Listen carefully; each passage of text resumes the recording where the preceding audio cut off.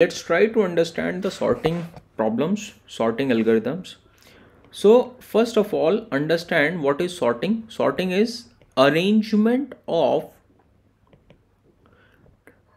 data. Arrangement of data that can be ascending order or descending order. Okay, ascending order भी हो सकता है, descending order भी हो सकता है. And we have sorting function available in STL, but then also we should understand the sorting algorithms, because when interviewer will ask about the concepts, then we should have to answer it. And one more thing, apart from answering the questions of concepts of sorting, these sorting algorithms can be used to find some other solution also. So for example, we need to find the median of an array. अगर median निकालना होगा array का, तो quick sort से आप optimised वे में median निकाल सकते हो. और इसी तरह की और भी प्रॉब्लम्स हैं जो इन सॉर्टिंग एल्गोरिदम के बेसिस पे हो जाती हैं. हमें कौन कौन सी सॉर्टिंग एल्गोरिदम पढ़नी है? हमें पढ़नी है सबसे पहले सिलेक्शन सॉर्ट, दूसरी हमें पढ़नी है बबल सॉर्ट, थर्ड हमें पढ़नी है insertion sort, fourth quick sort, merge sort and counting sort. ये तो हमें पढ़नी ही पढ़नी है. इसके अलावा हीप सॉर्ट भी है, वो भी हमें पढ़नी है, लेकिन हीप सॉर्ट ट्रीज जब हम पढ़ेंगे तब हम डिस्कस करेंगे. उससे पहले अभी हम इनको एरेज की फॉर्म में कर लेते हैं. हीप सॉर्ट भी हमें पढ़नी है, इसलिए यहाँ पे लिख लेते हैं हीप सॉर्ट. ठीक है. और सबको पढ़ने का मतलब ये नहीं है कि सिर्फ कॉन्सेप्ट पढ़ लिया है, इनको हमें कोड करके देखना है. ये एविडेंट है, हर एक प्रॉब्लम के साथ है कि कोड तो करना ही है, नेसेसरी है. Okay, so let's start with selection sort first.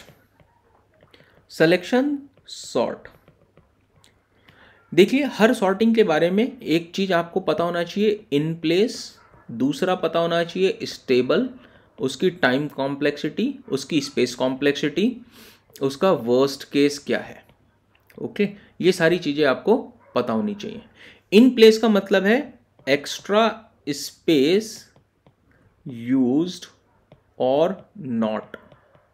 Stable का मतलब है कि अगर लेट से आपके पास ओरिजिनल एरे में नंबर थे 1, 5, 7, 5, तो ये वाला जो पहले नंबर था सॉर्ट होने के बाद पहले ही आ रहा है, और ये वाला जो नंबर था वो सॉर्ट होने के बाद बाद में ही आ रहा है, या चेंज तो नहीं हो गए. फॉर एग्जाम्पल ये 5A है, ये 5B है, तो सॉर्ट होने के बाद अगर 5 ये ऐसे आ रहा है 5A, 5B और 7, तो हम बोलेंगे यस स्टेबल सॉर्ट है. लेकिन अगर आ रहा है 1, 5B, 5A, 7, तो ये नो है, स्टेबल सॉर्ट नहीं है. यानी कि जो नंबर एक जैसे हैं, जो पहले था ओरिजिनल में वो पहले ही है आफ्टर सॉर्टिंग, तो स्टेबल है, अदरवाइज स्टेबल नहीं है. टाइम कॉम्प्लेक्सिटी, स्पेस कॉम्प्लेक्सिटी और वर्स्ट केस, यानी कि वर्स्ट केस का एग्जाम्पल क्या होगा, जिस केस में उसमें सबसे ज़्यादा टाइम लगेगा या सबसे ज़्यादा नंबर ऑफ स्वैप्स लगेंगे. इस तरह से हमें ये हर एक एल्गोरिदम के बारे में समझना है. अब सिलेक्शन सॉर्ट के बारे में अच्छा एक चीज़ और हमें जो जाननी है वो है loop invariant condition. Loop invariant condition हमें हर एक की LIC पॉलिसी नहीं है, ये LIC के बारे में जानना है. Loop invariant condition, loop invariant condition मतलब होता है a condition which is true after every iteration.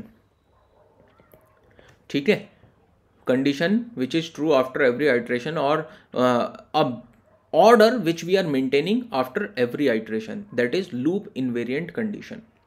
So selection sort के बारे में जानते हैं. सिलेक्शन सॉर्ट क्या करता है? बहुत सिंपल सी एल्गोरिदम है.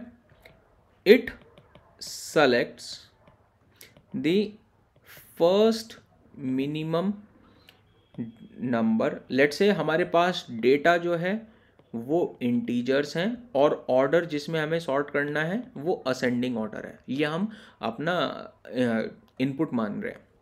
So it select the first minimum number in first iteration and place it at first position. ठीक है। जब हमने ये लिख दिया, अब इसके बाद मैं क्या करता हूँ, इस फर्स्ट की जगह लिख देता हूँ ith minimum number in ith iteration and place it at ith position. अब वो i फर्स्ट हो सकता है, सेकंड हो सकता है, थर्ड हो सकता है, फोर्थ हो सकता है, फिफ्थ हो सकता है, कुछ भी हो सकता है। तो फर्स्ट आइट्रेशन में फर्स्ट मिनिमम नंबर निकलेगा, फर्स्ट पोजीशन पे आ जाएगा। सेकंड आइट्रेशन में सेकंड मिनिमम नंबर निकलेगा और वो सेकंड पोजीशन पे आ जाएगा। ऐसे ही थर्ड आइट्रेशन में थर्ड मिनिमम नंबर निकलेगा, थर्ड पोजीशन पे आ जाएगा। So it is selecting ith minimum number in ith iteration and putting at ith position. This is what is the loop invariant condition of the selection sort. Let's take an example and understand it. So for example, हमारे पास एक array है और array के अंदर हमारे पास जो numbers हैं वो order में नहीं है, 7 1 4 2 3 और 6 और let's say 9 और maybe 5. लेट्स से ये नंबर्स हैं हमारे पास। सो हम क्या करेंगे, सबसे पहले फर्स्ट आइट्रेशन में फर्स्ट मिनिमम नंबर निकालने की कोशिश करते हैं। कैसे निकालेंगे मिनिमम नंबर? सो हमने मिनिमम को असाइन कर दिया अपने फर्स्ट एलिमेंट से, यानी कि 7 से। तो यानी कि मिनिमम की वैल्यू हो गई 7। अब अगर हमारे पास ARR ऑफ 1 या 2 या 3 यानी कि i+1 अगर हमारे पास लेस होता है मिनिमम से, तो हम क्या कर रहे हैं, मिनिमम को अपडेट कर रहे हैं ARR ऑफ i+1 से। ऐसे ही तो निकालते हैं मिनिमम नंबर, और उसका इंडेक्स स्टोर कर ले रहे हैं। इंडेक्स क्या है, i+1, क्योंकि हमें नंबर को रिप्लेस करना है, ना कि हमें उस मिनिमम को रिप्लेस करना है। ये हमने निकाला, तो यानी कि पहले 7 था, अब उसके बाद 1 आया, तो क्या 1 लेस देन 7 है? यस। तो हमने मिनिमम को 1 किया और अपने इंडेक्स को स्टोर कर लिया 1 से, यानी कि 0 1 2 3 4 5 6। ये इंडेक्स क्या है, ये वाला 1। उसके बाद फिर 4 आया, 4 is less than 1, no. 2 is less than 1, no. 3 is less than 1, no. 6 is less than 1, no. 5 is less than 1, no.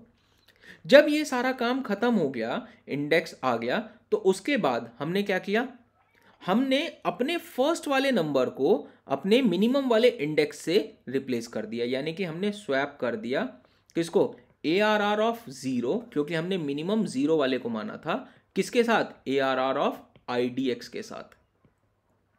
यानी कि ये वाला नंबर हटके 1 हो जाएगा और ये वाला हटके 7 हो जाएगा। और अब सेम काम हमें इस बाकी के एरे पे करना है। बाकी के एरे पे यानी कि अब 0 की जगह 1 आ जाएगा यहाँ पे। अब मिनिमम की वैल्यू क्या हो गई, यहाँ पे मिनिमम की वैल्यू फिर से 7 हो गई, यहाँ पे फिर से 7 से इनिशियलाइज हो गई, क्योंकि यहाँ पे 7 है ये। नेक्स्ट टाइम i+1 यानी कि 4 इज लेस देन 7, यस। तो मिनिमम की वैल्यू हो गई 4 और IDX की वैल्यू हो गई 2, ये IDX की वैल्यू हो गई 2। फिर 2 इज लेस देन 4, क्योंकि 4 के साथ कंपैरिजन होगा मिनिमम का, यस। 2 इज लेस देन 4, तो मिनिमम की वैल्यू हो गई 2 और IDX की वैल्यू हो गई 3, क्योंकि ये थर्ड इंडेक्स पे। फिर 3 is less than 2, no. 6 is less than 2, no. 5 is less than 2, no. तो अब हमारा ये वाला पूरा खत्म हो गया, और लास्ट में हमें स्वैप किसको करना है, अब ARR ऑफ 0 को नहीं करना, क्योंकि अब हमने ARR ऑफ 1 को माना था, तो 1 को रिप्लेस करना है IDX के साथ, यानी कि इस 7 को रिप्लेस करना है IDX ऑफ 3, दिस वन, ये वाले के साथ। तो यहाँ पे क्या होगा, 7 हट जाएगा और यहाँ 2 हट जाएगा, यहाँ पे आ जाएगा 7 और यहाँ पे आ जाएगा 2। तो यहाँ पे 1 आ गया, यहाँ पे 2 आ गया। अब यही सेम काम बाकी बचे हुए एरे पे करना है। तो इस तरह से हमारी सिलेक्शन सॉर्ट काम करती है।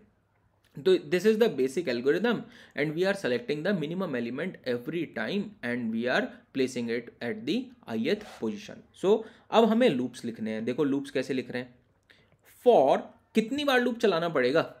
देखो हमने पहले वाले आइट्रेशन पे किया, फिर सेकंड पे किया, थर्ड पे किया, फोर्थ पे किया, लास्ट हमें यहाँ तक चलाना है बेसिकली। क्यों? क्योंकि इस वाले के लिए जब एक ही एलिमेंट बचेगा, लास्ट वाले एलिमेंट के लिए जब एक ही एलिमेंट बचेगा तो हमें लूप चलाने की ज़रूरत नहीं है, वो तो ऑब्वियसली एक एलिमेंट है, सॉर्टेड होगा ही होगा। तो हमें आई को 0th एलिमेंट से स्टार्ट किया था, हमने 0 वाले से स्टार्ट किया था, और कहाँ तक चलाना है? आई लेस देन n-1 तक, क्योंकि हम यहाँ पे i+1 से कंपैरिजन कर रहे हैं, अदरवाइज वो ऐसे नंबर पे चला जाएगा जो कि एग्जिस्ट ही नहीं करता है, और i++ करना है हर बार। और इसके बाद हमने मिनिमम को इनिशियलाइज किया ARR ऑफ 0 i से, क्योंकि i की वैल्यू पहले 0 होगी, फिर 1 होगी, फिर 2 होगी, और वही हम यहाँ पे कर रहे थे। उसके बाद हमने IDX को भी इनिशियलाइज कर देना है i से, क्योंकि अगर यही सबसे छोटा नंबर हुआ तो हमें जो इनिशियलाइज किया है वही IDX होना चाहिए। उसके बाद हमने अब लूप चलाना है to find the minimum, that is j equal to i+1 next element से, j less than n last तक जाना है, और j++। If ARR of j is less than minimum, then we are updating our minimum with ARR of j, and IDX will also be updated with j, and after that if all things were okay after this loop we will find the minimum, then we will swap our ARR of with what? IDX with what? ARR of I, क्योंकि वही तो number था, और ये हमारी selection sort का पूरा programme बन गया। ओके, अब यहाँ पे ये वाला लूप मैक्सिमम n-1 तक चलेगा, और ये वाला लूप n तक चलेगा, तो इसीलिए इन दोनों की मल्टीप्लीकेशन हो गई, because these are nested loops, so it will come n² as the time complexity, and we are not using any extra space other than minimum and IDX और मिनिमम ये कांस्टेंट है, क्योंकि आपके एरे का size कितना भी हो, you are still using 1 minimum variable and 1 IDX variable, so space complexity is big of 1. Okay, and here in every iteration you are doing only one swap. See this? Only one swap is required in one iteration. So maximum number of swaps are n-1. Maximum number of swaps. तो अगर आपसे कोई पूछेगा number of swaps कितने हुए इसमें, big of n maximum.